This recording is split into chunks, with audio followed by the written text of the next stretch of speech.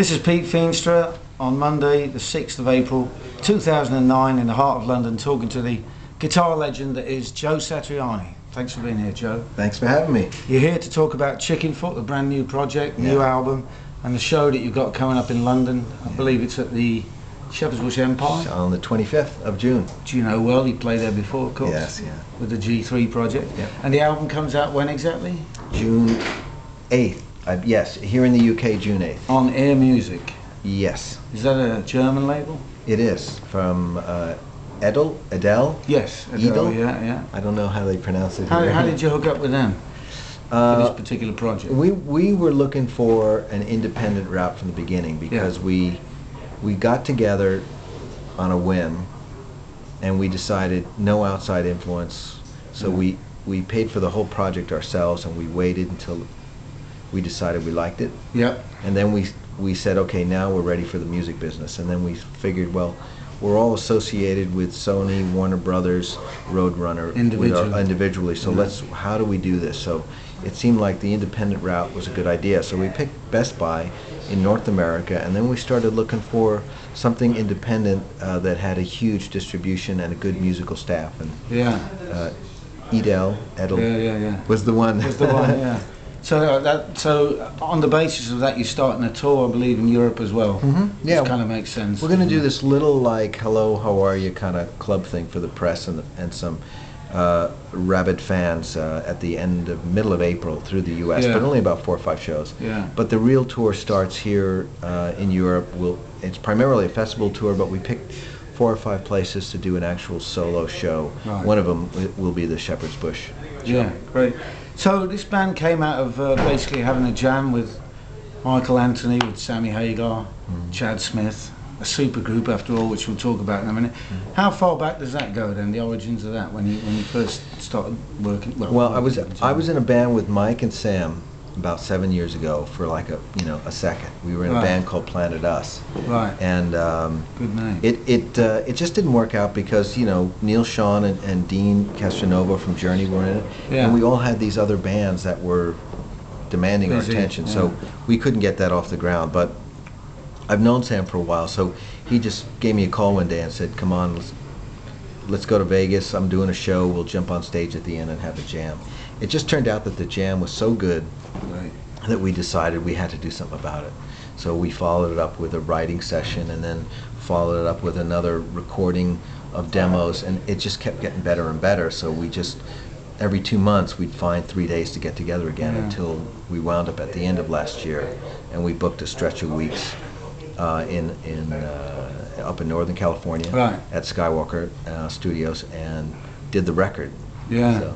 But it's one thing to jam, and it's something completely different to actually lay down some material and find a direction.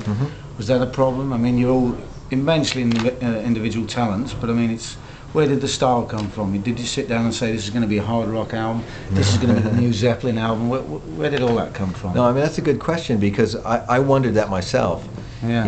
After the fade of the volume and the lights and everything, and I'm sitting at home, I'm going, this is great, but what are we? What is Chickenfoot?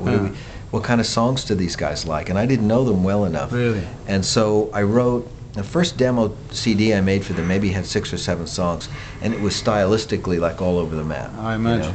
And I just thought, maybe they'll like one of them.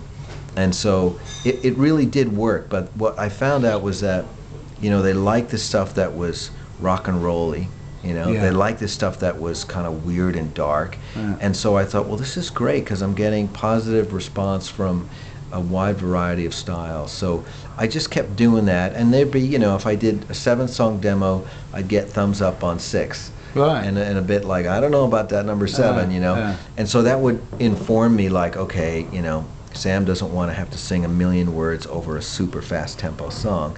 And then I'd say, okay, I won't write any more like that. And but would these all be finished songs, or would these just be guitar? No, they'd be like demos that I would put, V drums, and I'd play bass, and I'd put a bunch of guitars on, and I'd leave the vocal melody to Sam, and he would come up with his own approach on it, and then Mike and Chad would listen to it, and they'd just change it however they wanted to. They'd go from something that had all cymbals to all tom-toms, you know. I mean, sometimes Yeah. Chad would take it radically different. Yeah. And then some of the demos had no drums or bass on it at all. It was just a camera like this, and I'd just play a part. And I'd Yeah. do like a minute and a half version of the song. I'd email it to them, and I'd say, if you like it, then I'll finish it. You know? Yeah. And so that turned out really good, too. But so they had quite a creative input then. Yeah, the whole band did. It was really the opinions of everybody in the band that really informed the style of the record.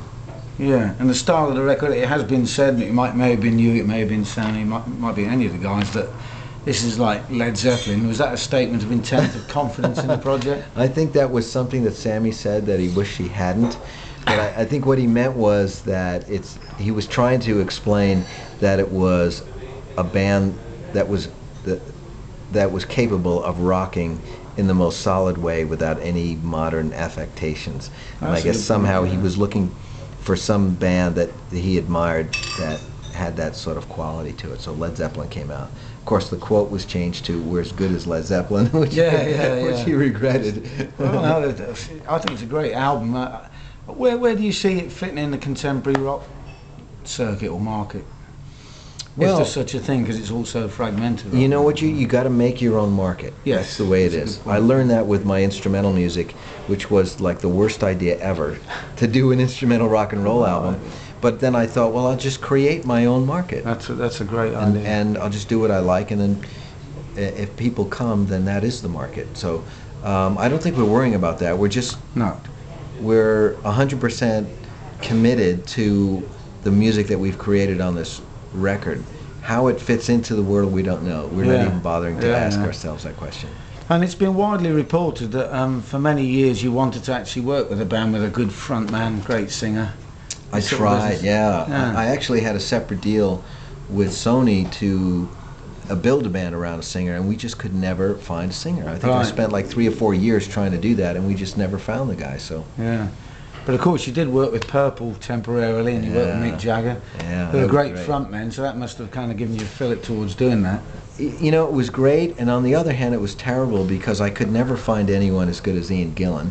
You know, and that's I was looking for somebody like that, and so that's when I thought, oh, the hell with the whole singer thing. You know, I'll go back to just doing my instrumental stuff, and then this thing kind of fell in my lap. And of course, you did work with Gillan on Gillan In. Didn't you? Yeah, we met him last week. He mentioned it. It was great. So, just thinking about the band, if it does take off, and if everybody does embrace it, and there's 4 songs that we'll talk about shortly that are commercial and could really have good radio play. I mean, would you have the time to take time out from your own careers to actually see where it goes, to I think so. run it to its potential? I think that we have a clear schedule for this year to introduce ourselves properly to a good number of fans. You know, we have not only this festival tour booked, we have at least a 30-date tour booked in the U.S. that'll take us right to the end of September. So, we'll keep going. Yeah, you know. oh, that'll be good. Yeah. Well, hopefully it will kind of evolve and get bigger, and if you pick up the radio, which you hope you will, it's kind of a benchmark for, that's why I asked the question really, in 2009, to see how a hard rock album like this, how far it can go, whether it can garner a new audience, for one. Now we've got the internet, which kind of helps, whereas certain radio won't play you anymore, not just you, but everybody. And no, sometimes it's just me. Yeah.